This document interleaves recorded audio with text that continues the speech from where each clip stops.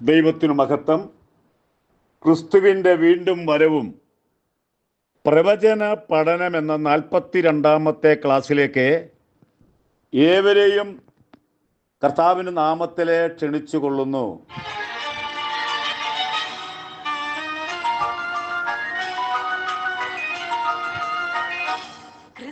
ജീവിതം പോൽ ഭാഗ്യം പാരിലെന്തുള്ളൂ, ക്രിസ്ത്യ ജീവിതം പോൽ ഭാഗ്യം പാരിലെന്തുള്ളൂ.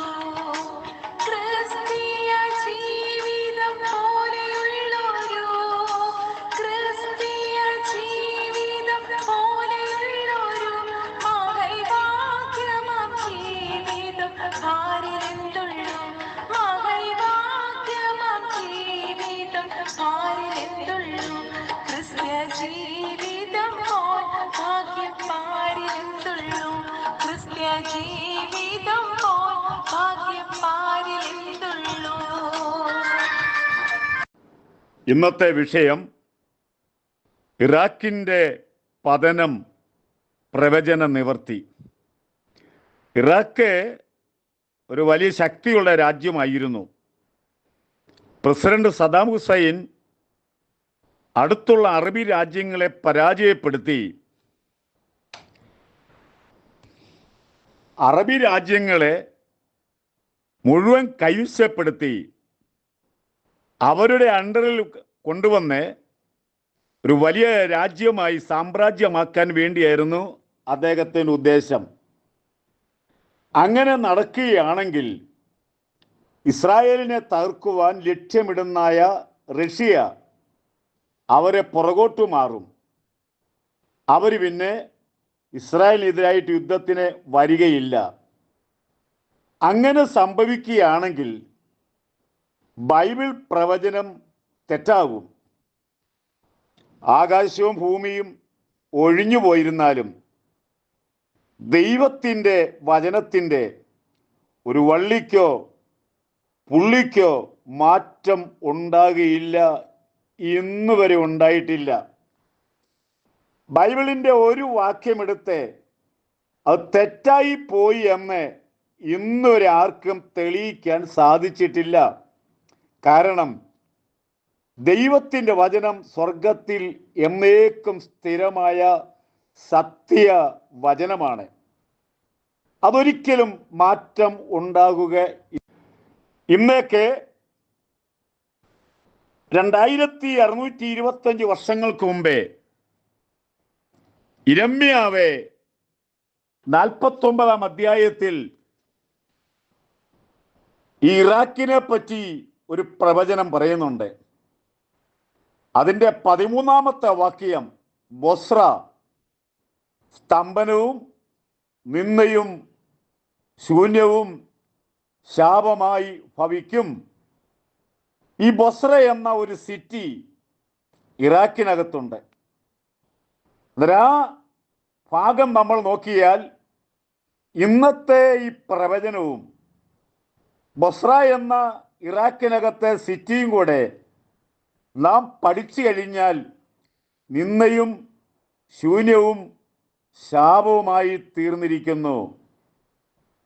ഒറ്റ വാക്കി പറഞ്ഞാൽ അവരുടെ നട്ടലൊടിഞ്ഞു എന്ന് വേണമെങ്കിൽ പറയാം. അടുത്ത ഭാഗം പറയുന്നത് അതിൻ്റെ എല്ലാ പട്ടണങ്ങളും നിത്യശൂന്യമായി തീരും എന്ന് ഞാൻ എന്നെ കൊണ്ട് തന്നെ സത്യം ചെയ്തിരിക്കുന്നു എന്ന് യഹോവയുടെ അരുളപ്പാട്. ദൈവത്തെ കൊണ്ട് തന്നെ സത്യം ചെയ്തിരിക്കുന്നു. കാരണം ഈ സ്ഥലത്തെ പറ്റി പറയുമ്പോൾ പാറ പിളർപ്പുകളും കുന്നുകളും അങ്ങനെയുള്ളതായ ഒരു സ്ഥലത്തെ പറ്റിയാണ് 16ാമത്തെ വാക്യം പറയുന്നത്. ഇതെല്ലാം നമ്മൾ നോക്കുമ്പോൾ മധ്യപൂർവ പ്രദേശത്തെ ഇറാഖിൽ പാറകള് കുന്നുകളെ അങ്ങനെയുള്ളതായ സ്ഥലമുണ്ടെന്ന് നമുക്ക് ഇപ്പോൾ അറിയാവുന്ന. ഇനി അടുത്ത് നമ്മൾ നോക്കുമ്പോൾ യെശയ്യാ പ്രവചനം ഏകദേശം ഇന്നേക്ക് 2700 വർഷങ്ങൾക്ക് മുമ്പേ യെശയ്യാവ് താൻ പ്രവചിക്കുന്ന ഒരു പ്രധാന ഭാഗം കൂടെ പറയാൻ താല്പര്യപ്പെടുകയാണ്.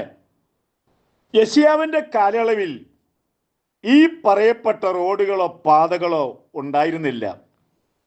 19:23 വാക്യത്തിൽ നമ്മൾ വായിക്കുമ്പോൾ, അന്നാളിൽ മിസ്രൈമിൽ നിന്നും അശൂരിലേക്ക് ഒരു പെരുവഴി ഉണ്ടാകും, അശൂര് മിസ്രൈമിലേക്കും എന്ന് വേണ്ട, അടുത്ത പറയുന്നത് അശൂരിലേക്കും ചെല്ലും.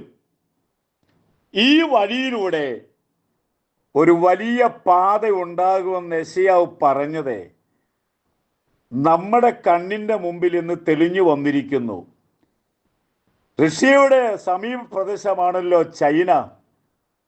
ചൈനയിൽ നിന്നും ഒരു വലിയ പാത മധ്യപൂർവ്വ ഏഷ്യയിലേക്ക് ഇപ്പോൾ വെട്ടിക്കൊണ്ടിരിക്കുന്നു. ഈ പറയപ്പെട്ട അറബി രാജ്യങ്ങളിലൂടെയാണ് ഈ പാത ക്രമീകരിച്ചുകൊണ്ടിരിക്കുന്നത്. ഈ പാതയുടെ ഉദ്ദേശം ജനങ്ങൾ സഞ്ചരിക്കാൻ വേണ്ടിയുള്ള ഒരു പാതയാണെന്ന് നമ്മൾ വിചാരിക്കരുത്.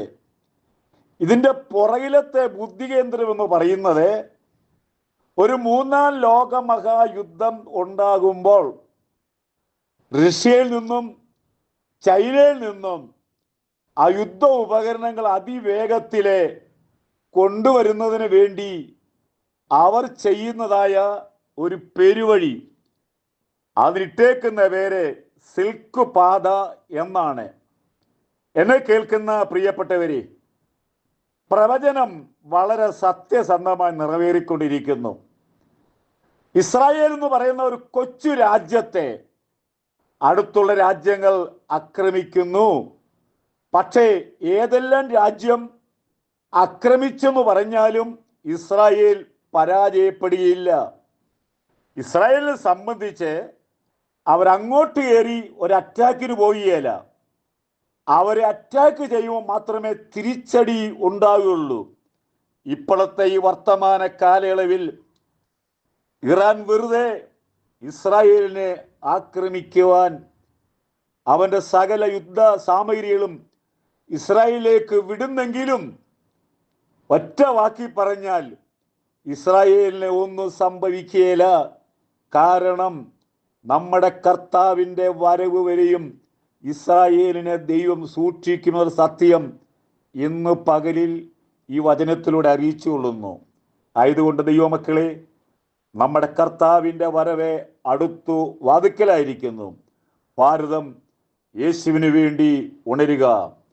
ഭാരതം ഒരു വലിയ ആത്മീയ ഉണർവുണ്ടാകാൻ പോവുകയാണ്. നിങ്ങളും അതിനുവേണ്ടി പ്രാർത്ഥിക്കുക.